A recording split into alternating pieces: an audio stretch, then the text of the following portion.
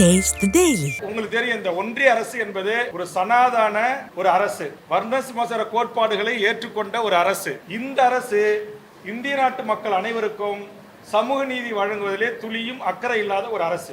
காங்கிரஸ் காலத்தில் எடுக்கப்பட்டு 2011 அறிக்கை அளிக்கப்பட்டு தற்போது ஒன்றிய அரசின் தலைமை அமைச்சர் நரேந்திர மோடி கைகளிலே அந்த புள்ளி விவரங்கள் இருக்கிறது. அதை ஒரு பத்திரிகையாளர்களுடைய கான்பரன்ஸை நடத்தி அதை வெளியிடுவதற்கு கூட முன்வர மனமில்லாத ஒரு சமூக நீதிக்கு நேர் எதிரான கோட்பாடுகளை கொண்ட ஒரு அரசிடம் நாம் அதை எதிர்பார்க்க முடியாது. ஆதலால் தான் சமூக நீதி அரசு, திராவிட முன்னேற்ற கழக அரசு, நீங்கள் சாதிவாரி கணக்கெடுப்பை நடத்துங்கள்.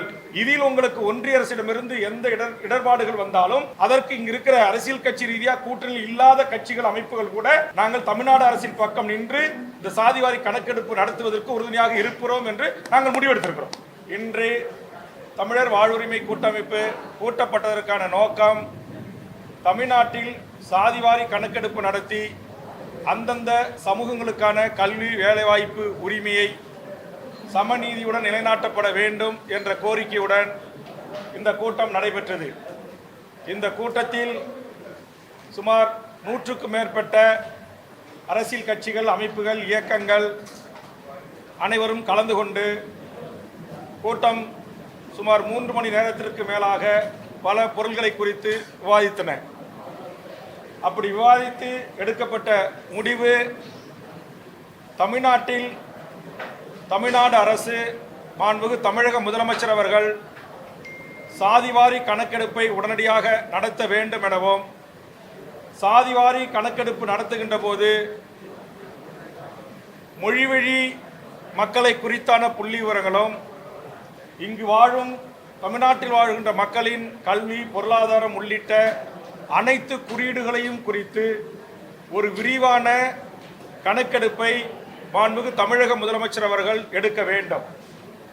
69% இடஒதுக்கீட்டை குறித்து வழக்கு வந்தாலும் 10.5% தரலாமா தரக்கூடாது என்று வழக்கு வந்த போதும் உயர்நீதிமன்றங்கள், உச்சநீதிமன்றங்கள் கேட்கின்ற கேள்வி என்பது, எதன் அடிப்படையில் நீங்கள் இந்த இடஒதுக்கீட்டை வழங்குகின்றீர்கள், உங்களிடத்தில் இருக்கின்ற தரவுகள் என்ன, புள்ளி விவரங்கள் என்ன என்று கேட்கிறார்கள்.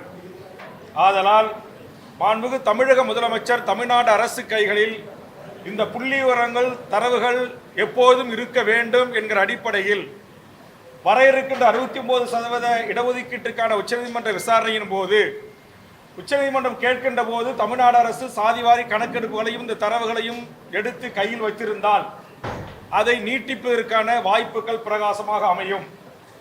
அதுபோன்று ஏனைய தமிழ் சமூகங்களுக்குள் ஒரு சமூகத்திற்கு அதிகமாக தந்துவிட்டார்கள், ஒரு சமூகத்துக்கு குறைத்து தந்துவிட்டார்கள் என்று பிணக்குகளோ சண்டை சச்சரவுகளோ இல்லாமல் இருக்கும். ஆதலால் மாண்புமிகு தமிழ்நாடு முதலமைச்சர் அவர்கள் உடனடியாக சாதிவாரி கணக்கெடுப்புடன் கூடிய மொழி மற்றும் அவர்களுடைய கல்வி, பொருளாதாரம், வாழ்வியல் சூழல் உள்ளிட்ட அனைத்து தரவுகளுடன் கூடிய ஒரு கணக்கெடுப்பை உடனடியாக நடத்துவதற்கு உத்தரவிட வேண்டும்.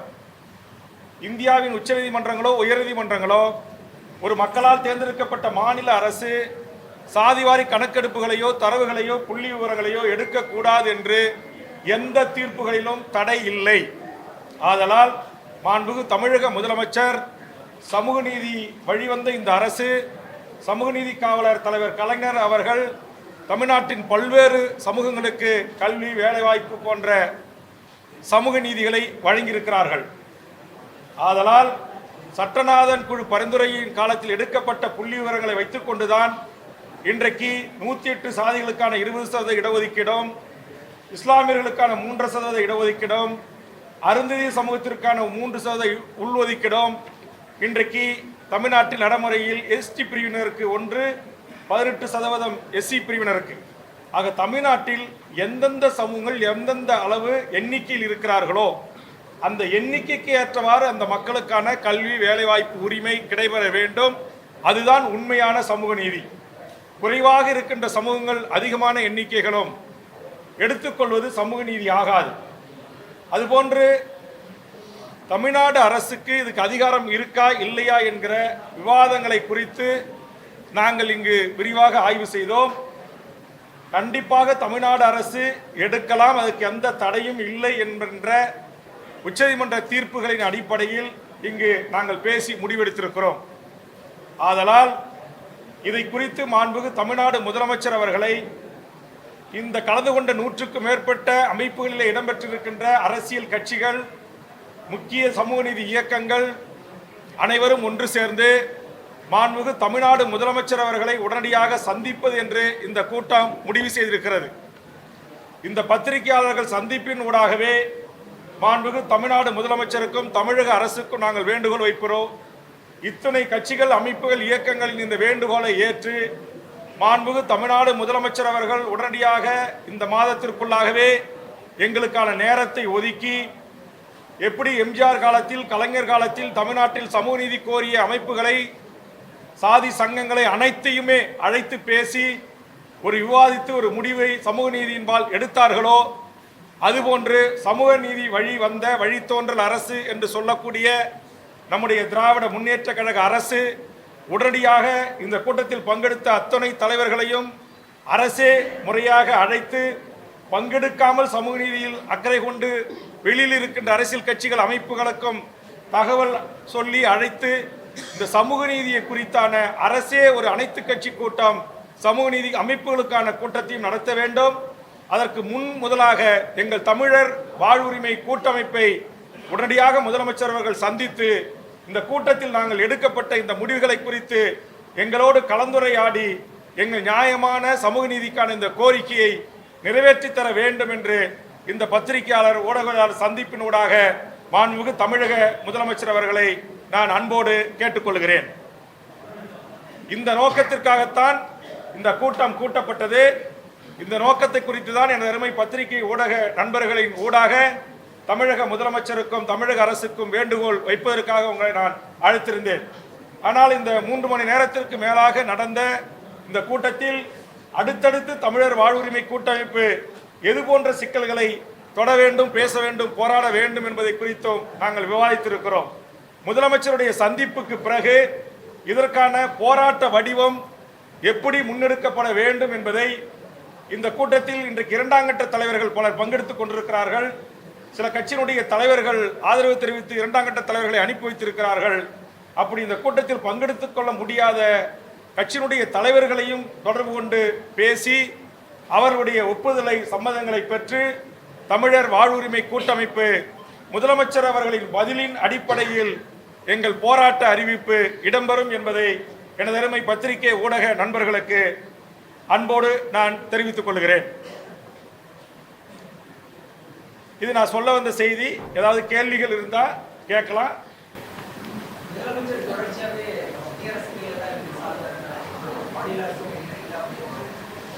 இல்லை, அதில் தான் நாங்கள் இந்த கூட்டமைப்பில் இருக்கிற பெரும்பான்மையான அரசியல் கட்சிகள், இயக்கங்கள் நாங்கள் கொஞ்சம் மாறுபடுறோம். அதனால தான் முதலமைச்சரை நேரம் கேட்குறோம்.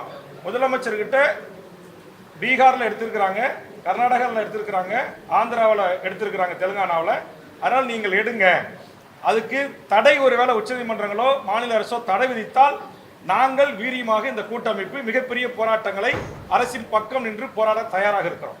பீகார் வழக்கிலேயே அந்த 65% உயர்த்தியதில் தான் ஒரு பிரச்சனை ஏற்பட்டு அதில் வழக்கு தீர்ப்பு இருக்கிறது. மாநில அரசு சாதிவாரி கணக்கெடுப்பு எடுத்ததை குறித்தோ, டேட்டாஸ் தனது அதிகாரத்துக்கு உட்பட்டு தன் மக்களுக்கான வாழ்வுரிமையை குறித்த பிரச்சனைகளை குறித்து டேட்டாஸ் கலெக்ஷன் செய்வதிலேயோ, புள்ளி விவரங்களை சேகரிப்பதற்கோ மாநில அரசுக்கு அந்த உரிமை இருக்கிறது என்பதைத்தான் உயர்நீதிமன்றங்கள், உச்சநீதிமன்ற தீர்ப்புகள் நிலைநாட்டியிருக்கின்றன. ஆக இதை குறித்து நாங்கள் முதலமைச்சருக்கு எடுத்து கூறி முதலமைச்சரை தமிழ்நாடு அரசே இந்த கணக்கெடுப்பை, சாதிவாரி கணக்கெடுப்பை எடுத்து நடத்தி அனைத்து சமூகங்களுக்கும் இந்த இடஒதுக்கீட்டு உரிமையை வழங்குங்கள் என்று சொல்வதற்காக சந்திக்கத்தான் நாங்கள் நேரம் கேட்கிறோம்.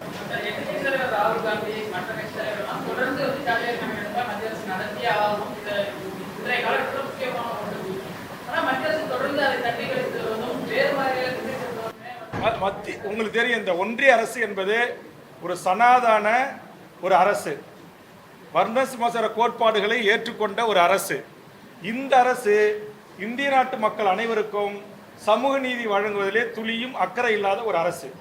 காங்கிரஸ் காலத்தில் எடுக்கப்பட்டு 2011 அறிக்கை அளிக்கப்பட்டு தற்போது ஒன்றிய அரசின் தலைமை அமைச்சர் நரேந்திர மோடி கைகளிலே அந்த புள்ளி விவரங்கள் இருக்கிறது.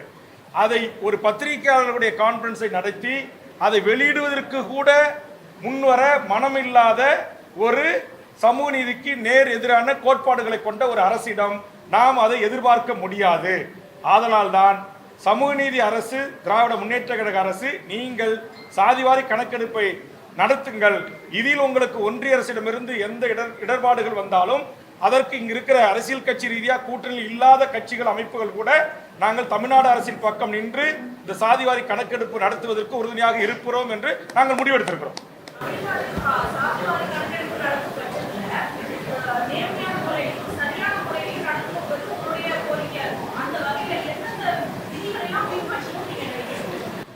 நாங்கள் என்ன சொல்றோம், தமிழ்நாட்டில் இருக்கிற அனைத்து சாதிகளுடைய கம்ப்ளீட் டீட்டெயில்ஸ் டேட்டா, அவங்களுடைய ஒவ்வொரு மனிதனுடைய வருமானத்திலிருந்து சொந்த வீடு இருக்கா இல்லையா, அவர்களுக்கான நிலம் இருக்கா இல்லையா, இந்த குடும்பத்தில் யார் முதல் கல்வி பெற்றிருக்காங்க, இங்க வாழ்ற மக்கள், மொழிவழி மக்கள், அவரவர்கள் தாய்மொழி என்ன, இது போன்ற அனைத்து தரவுகளையும் சேகரிக்கணும். அப்பதான் இங்க வட இந்தியாவிலிருந்து நாள் ஒன்றுக்கு வந்து இறங்குகின்ற பல்லாயிரக்கணக்கான மக்களும் நம்முடைய பியூரோக்ரசி கிட்ட இருக்கிற அந்த சிறு லஞ்சம் பிரச்சனையிலே இன்னைக்கு யார் வேண்டுமானாலும் தமிழ்நாட்டில் ஒரு விஓவின் மூலமாக சாதி சான்றிதழ்களை சில ஆயிரங்களில் வாங்கலாம் என்று இருக்கிறது. அதனால தான் இன்னைக்கு நாளுக்கு நாள் வட இந்தியர்களுடைய ஆதிக்கம் இங்கே அதிகமாக இருக்கிறது. அதனால தான் நாங்கள் கேட்குறோம், அவர்கள் இந்த மண்ணில் எத்தனை ஆண்டுகளாக வாழ்றாங்க, அவருடைய தாய்மொழி என்ன, அவங்க அந்த குடும்பத்தில் எத்தனை பேர் இருக்கிறாங்க, அவங்க என்ன கல்வி பெற்றிருக்கிறாங்க, அவங்களுடைய ஆண்டு வருமானம் என்ன, அவங்களுக்கு சொந்த நிலம் இருக்கா, சொந்த வீடு இருக்கா, பட்டா இருக்கா. இந்த நாட்டின் பூர்வீக குடி கடலோடிகள் என்று அழைக்கப்படுகின்ற மீனவர் மக்களுக்கு 90% மக்கள் கடற்கரை கிராமங்களிலே சுதந்திர இந்தியாவின் 75 ஆண்டு பொன் விழாவை கொண்டாடிய பிறகும் இன்னும் அவர்கள் நிலமற்றவர்களாக வாழ்கின்ற வீட்டுக்கு பட்டாற்றவர்களாக வாழ்கிறார்கள்.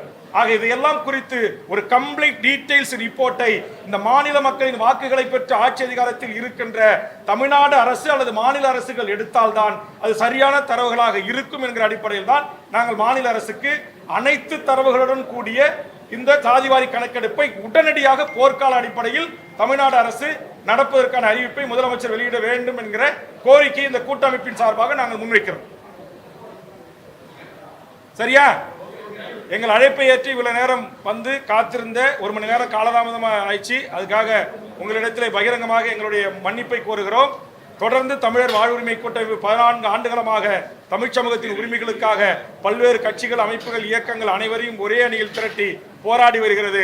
அது போன்ற போராட்டங்களுக்கும் இது போன்ற கூட்டங்களுக்கும் எனது தமிழ்நாட்டின் பத்திரிகை, ஊடக, யூடியூப் சேனல் என்று சொல்லக்கூடிய அனைவரும் சேர்ந்து உங்கள் ஆதரவை தொடர்ந்து வழங்க வேண்டும் என்று கேட்டு வருகை தந்த உங்கள் அனைவருக்கும் நெஞ்சார்ந்த நன்றியை கூறி, வருகை தந்த அனைத்து தலைவர்களுக்கும் இந்த நேரத்தில் எங்கள் நெஞ்சார்ந்த நன்றியை கூட்டமைப்பின் சார்பாக தெரிவித்து விடைபெறுகிறோம். நன்றி, வணக்கம்.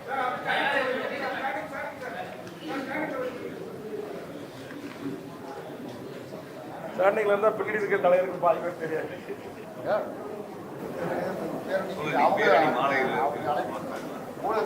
எத்தனை மணிக்கு? 4 மணிக்கு ராஜரத்ன ஸ்டேடியத்தில். என்ன காரணம்? எதுக்காக? லெபனான் பத்திரிகை நண்பர்களுக்கு ஒரு வேண்டுகோள். மே 17 இயக்கம் ஒருங்கிணைத்திருக்கிற நிகழ்ச்சி மாலை 4 மணிக்கு இந்த பாலஸ்தீனம், லெபனான் இப்போது நடைபெற்று வருகின்ற இஸ்ரேல் தாக்குதலை கண்டித்து ஒரு மாபெரும் பேரணி ஒழுங்கு செய்யப்பட்டிருக்கிறது. இங்கே வந்திருக்கிற அனைத்து பத்திரிகை நண்பர்களும் அதிலும் தாங்கள் கலந்து கொண்டு இங்கே இருக்கிற அனைத்து பெரும்பான்மையான தலைவர்களும் அதில் நாங்கள் கலந்து கொள்கிறோம். வந்து பத்திரிகை, ஊடக நண்பர்கள் செய்தி சேகரித்து வெளியிடுமாறும் தங்களை அன்போடு வேண்டி கேட்டுக்கொள்கிறோம்.